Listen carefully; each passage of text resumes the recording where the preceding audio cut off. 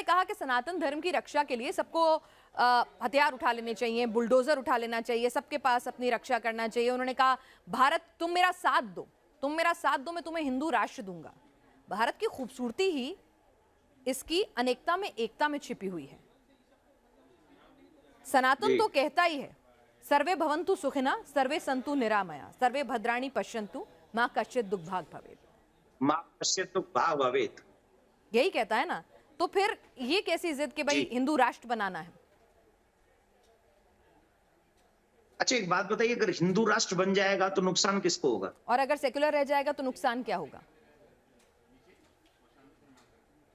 मुझे अपने धर्म पे पूरा विश्वास है। मेरे धर्म ने न जाने कितने आक्रांताओं को, सुनिए ना, हिंदू, मैंने क्या कहा, हिंदू धर्म, आवाज आ रही है? जी आ रही है। मैं कह रही हूँ कि किसी को नहीं होगा कोई नुकसान। पर एक बात बताइए ना, जो जैसा है, अगर मुझे मेरे धर्म पे भरोसा है तो ना तो मुझे कन्वर्जन कराने की जरूरत है। मेरी आवाज आ रही है आपको? जी आ रही है देवकीनंदन ठाकुर जी। मैं कह रही हूँ अगर मुझे अपने धर्म पे भरोसा है, मुझे अपने धर्म की शक्तियों पे भरोसा है, मुझे अपने धर्म की क्वालिटीज पे भरोसा है, तो दुनिया उसके आगे नतमस्तक होगी। आज योगा को दुनिया ने माना, दुनिया के लोग जो है हिंदू धर्म की तरफ खींचे चले आते हैं। कोई जाके अमेरिका, 7 समंदर पार लोग नहीं जा रहे, लोग आ रहे हैं हमारे अध्यात्म की शरण में। तो फिर ऐसे में क्या जरूरत है कोई राष्ट्र घोषित करने की? जो हमारे भारत की खूबसूरती, अनेकता में एकता की, उसे कायम क्यों नहीं रख सकते हम सेकुलर राष्ट्र के तौर पे? क्यों हम हिंदुओं को सीमाएं में बांधे? मैं ये पूछ रहा था आपसे कि अगर हिंदू राष्ट्र बन जाएगा तो नुकसान किसको होगा? फायदा किसको होगा? फायदा पूरी मानवता को। मेरे को अपने धर्म पे पूरा भरोसा है, दुनिया इसकी तरफ खींची चली मुझे भी है। तो इसमें राष्ट्र घोषित करने की क्या जरूरत है? मैं तो कह रही हूँ पूरी दुनिया में हिंदू धर्म का प्रचार प्रसार हो, अपने आप लोग इसकी तरफ खींचे। वो तो हम कर ही रहे हैं। किसी की घोषणा की जरूरत नहीं है ना। मुझे एक घोषणा की जरूरत नहीं है कि हम हिंदू धर्म को एक खाके में, एक ज्योग्राफी में क्यों बांधे। हम तो कह रहे हैं पूरी दुनिया में हिंदुत्व फैले। अरे फैल रहे हैं हिंदू। हाँ तो फिर क्या जरूरत है उसे एक ज्योग्राफिकल बाउंड्री में बांधने की? क्या जरूरत है?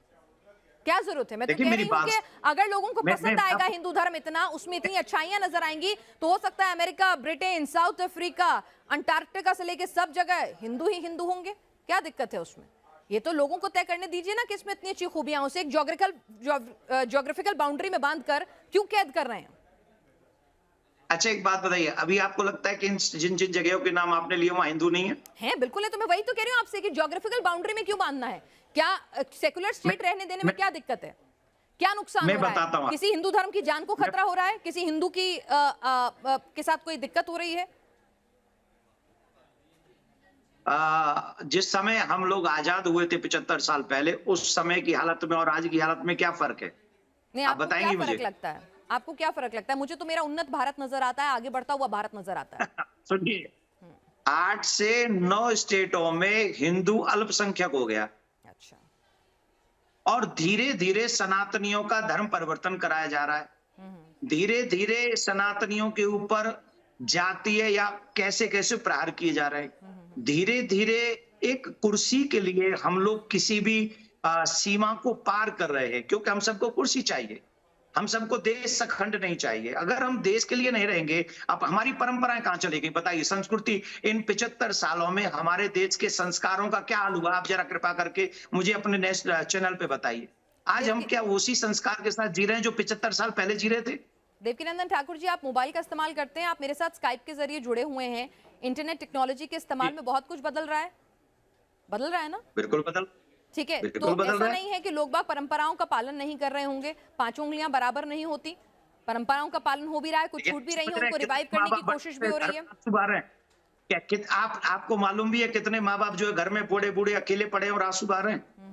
मैं कथावाचक हूं, मेरे पास में इतने लोग आते हैं और उनके दुख दर्द, आप क्योंकि आप पत्रकार हैं, आप एक सीमित दायरे में, मैं असीमित दायरे में जाता हूं और वहां जब दर्द सुनता हूं ना तो हृदय कांप जाता है मेरा सनातनियों का, क्योंकि वो मेरे संस्कार नहीं। दर्द इसलिए है क्योंकि माता पिता इसलिए अकेले हैं क्योंकि भारत हिंदू राष्ट्र नहीं है। मतलब एक आदमी अपने माँ बाप को छोड़ गया, इसीलिए छोड़ गया क्योंकि भारत हिंदू राष्ट्र नहीं है। इसका हिंदू राष्ट्र से क्या लेना देना है? तो संस्कार, लोगों की सेंसिटिविटी की बात है ना सर। गलत तरीके से प्रस्तुत, आप मेरी चीज को गलत तरीके अच्छा। से प्रस्तुत कर रही हैं।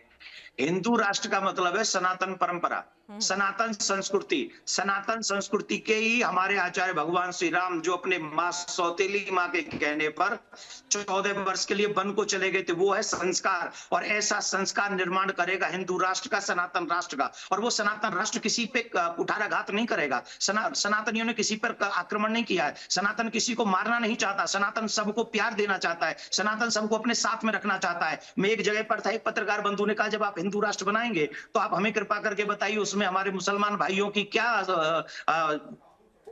रहेगा, मुसलमान भाइयों का क्या रहेगा। मैंने उससे कहा था कि यही रहेगा जैसे राम जी के राज्य में लक्ष्मण का था, जैसे शत्रुघ्न का था, वैसे भरत का था। ये है सनातन, ये है हिंदू राष्ट्र। हिंदू राष्ट्र बनेगा, क्या हिंदू धर्म इतना कमजोर है कि उसे हम किसी को दुख देंगे, मैं पूछ रही हूँ, क्या हिंदू धर्म इतना कमजोर है कि उसे एक डिक्लेरेशन की जरूरत है?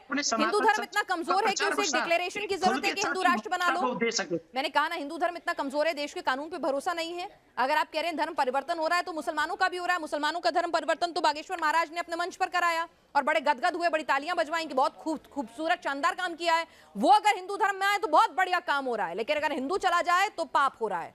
ये डबल स्टैंडर्ड क्यों देवकीनंदन ठाकुर जी? इस देश में आजादी के समय कितने मुसलमान भाई थे? सर मैंने क्या कहा, कितने हिंदू?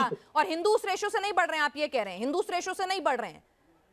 जो 125 करोड़ की आबादी हो गई, क्या नहीं बढ़ रहे हैं? हिंदू उस रेशो से नहीं बढ़ रहे हैं। अगर रेशो की बात करें, फर्टिलिटी रेशो की बात करें, अगर हम बात करें कि किस रेशो से बढ़ रहे हैं, तो आप कह रहे हैं कि हिंदू मुसलमान अलग अलग रेशो से बढ़ रहे हैं। क्या बात कर रहे हैं? 125 करोड़ की आबादी में क्या फिर 70% मुसलमान हो गए क्या? सर एक सेकेंड, मैं आपसे की बात ही नहीं की। सर मैं वही आपसे कर रही हैं। नहीं सर, मैं आपसे ये पूछ रही हूँ कि क्या हिंदू धर्म को, क्या हिंदू, एक मिनट, हमारे देश के कानून पर आपको भरोसा है? पूरा संविधान पर पूरा भरोसा है। पूरा भरोसा है। इस देश में धर्म परिवर्तन के खिलाफ कानून है और कड़े कानून बन रहे हैं।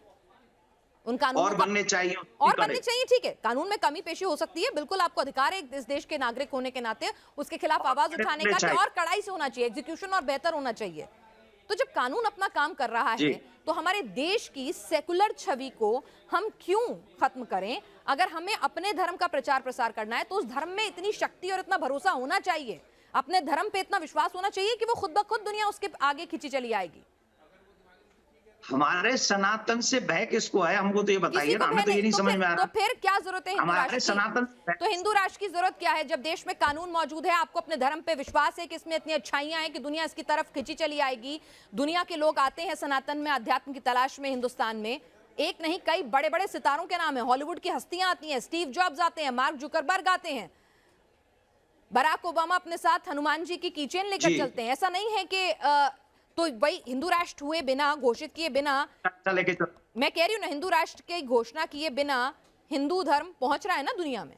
तो हिंदू राष्ट्र की घोषणा करके ऐसा क्या मिल जाएगा? कानून है। अगर आपको लगता है धर्म परिवर्तन बहुत बड़ी दिक्कत है तो कानून है उसके लिए। और कड़े कानून बनवाइए, बस इतना ना। तो अगर कानून कड़े हो जाए तो हिंदू राष्ट्र तो नहीं चाहिए ना आपको? फिर अगर कानून कड़े हो जाए तो हिंदू राष्ट्र तो नहीं चाहिए ना?